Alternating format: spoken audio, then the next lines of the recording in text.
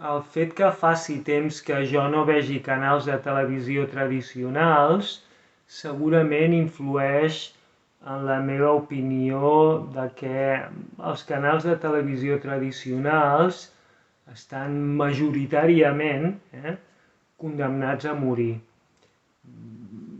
De fet, sembla que fa anys ja que diferents estudis indiquen que la població més jove veu cada vegada menys la televisió tradicional, especialment en països com Estats Units i d'altres països occidentals.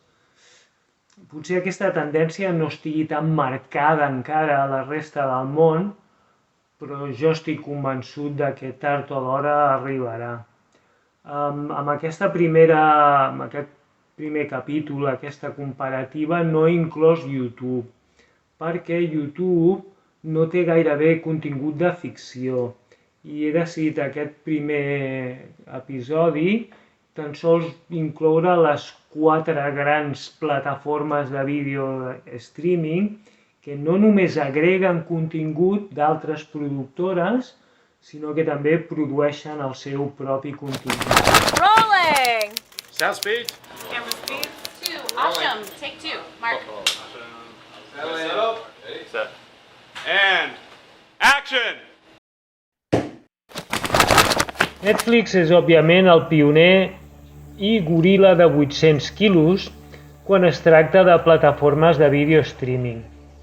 Un servei que va començar als Estats Units llogant vídeos per correu i que amb el temps va acabar desplaçant el principal servei de lloguer de pel·lícules que havia dominat el mercat durant anys, el gegant Blockbuster.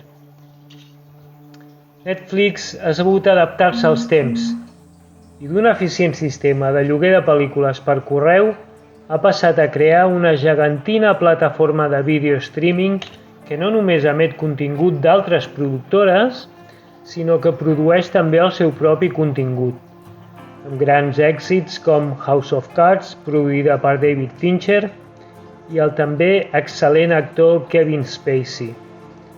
Una de les peculiaritats de House of Cards és que no alliberaven els capítols setmanalment, sinó tots de cop, donant pas a un nou plantejament en l'àmbit de producció de sèries. Si bé Netflix ja no està sol en aquest mercat i fa la sensació que el seu plantejament pel que fa al contingut és una mica generalista, intentant arribar a tots els públics, sens dubte hi ha entre la immensa quantitat de producció de Netflix treballs de qualitat, des de l'esmentada House of Cards fins a dibuixos animats com Big Mouth o apostes fortes com l'última creació de Matt Groening, Disenchantment. Sense oblidar a la preqüela de Breaking Bad, Better Call Saul. Peaky Blinders, que si bé va ser produïda per la BBC, Netflix va comprar els drets de distribució, Ozark, The Queen's Gambit, etc. Netflix intenta cobrir tots els sectors del mercat a costa a vegades de sacrificar la qualitat del seu contingut. Ara mateix sembla que tenim Netflix per una bona estona.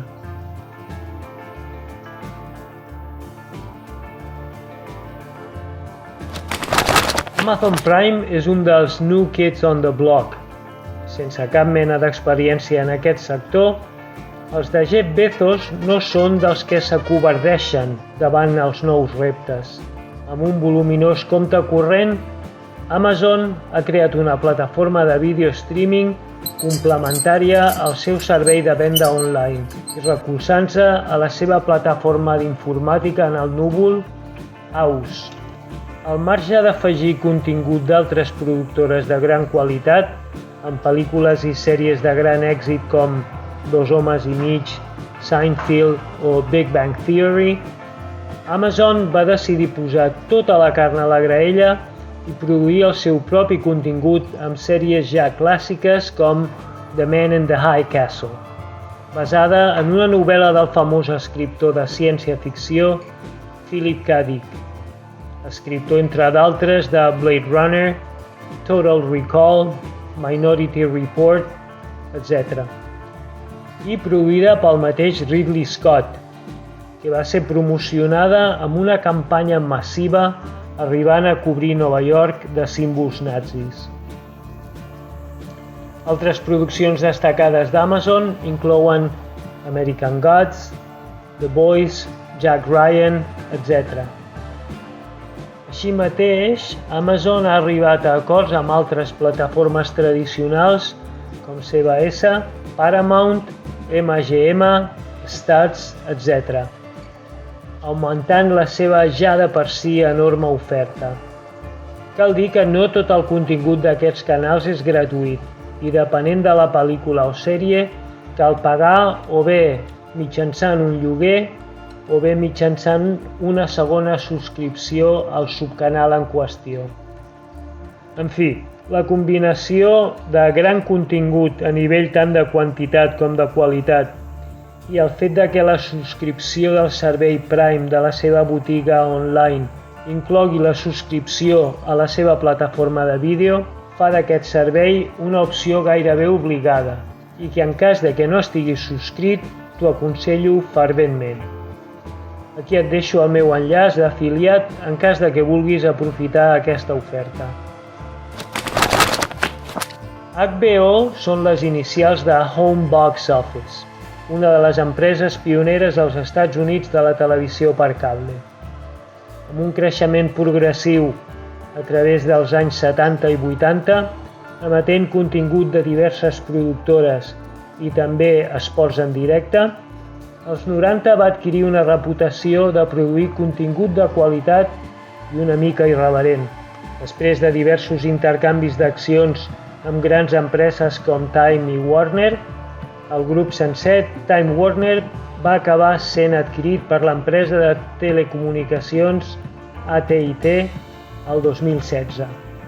En la seva línia d'innovació, HBO ha acabat sent un dels principals competidors dins de les plataformes de contingut digital, que segueixen mantenint aquella aura que es va crear als anys 90 de producció de contingut original i de qualitat. Pel que fa a la quantitat, potser no està en condicions de competir amb Netflix o Amazon, però pel que fa a la qualitat, no només pot, sinó que al meu entendre sovint sobrepassa els seus competidors directes. Posis el cas de Joc de Trons, sens dubte la sèrie més revolucionària i de major èxit dels últims 10 anys, o altres produccions d'altíssima quantitat com Deadwood, Los Soprano, True Detective, Chernobyl, Perry Mason, Rome, The Nick, The Pacific, sèrie germana de Band of Brothers, ambdues produïdes per Tom Hanks i Steven Spielberg, i moltes més. Una oferta que no serà tan àmplia pel que fa a la quantitat, però que sembla aportar en el seu ADN la prioritat de la qualitat. I per últim, però no per això menys important, un vell conegut de les nostres pantalles i parcs d'atraccions, la totpoderosa Disney i la versió streaming del seu canal. Si bé d'aquests 4, la seva incorporació al servei de vídeo streaming és potser la més tardana, Disney no és un contundent que s'hagi de prendre a la lleugera.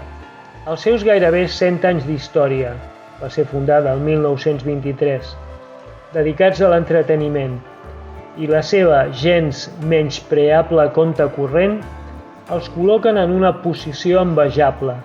Si tens nens a casa, és pràcticament una opció obligada. I si no, segueix sent una opció cada vegada més atractiva amb sèries com El Mandalorià, que es mereix un vídeo comentant exclusivament les bondats d'aquesta sèrie. Disney, a més, té acords exclusius amb d'altres empreses d'èxit, fins i tot directament adquirint algunes d'elles, com l'empresa Pixar o la franquícia de Star Wars. També inclou el canal de documentals National Geographic, tot l'univers Marvel, els Simpson, Futurama, etc. I a sobre està ampliant el contingut fent incursions en el terreny d'allò familiarment controvertit com Family Guy. Com deia, un contundent que no es pot ignorar, de visió obligada si tens nens i o esperit d'Eden. En aquesta comparativa he deixat fora també empreses com Hulu o Rakuten, per diversos motius. Primer no tinc accés a elles, així que en realitat no puc opinar. Però pel que tinc entès, aquestes empreses no posseeixen la quantitat de subscriptors ni el pes específic de les altres 4, ni tampoc produeixen contingut propi, tan sols agreguen contingut d'altres productores. Espero que us hagi agradat. Si és així, no us oblideu de subscriure-us al canal en cas de que no estigueu subscrits i no us perdeu el proper episodi, La guerra per la teva pantalla, Episode 2. Awesome. Yeah. Great, I'm happy. It's a cut. That's a cut.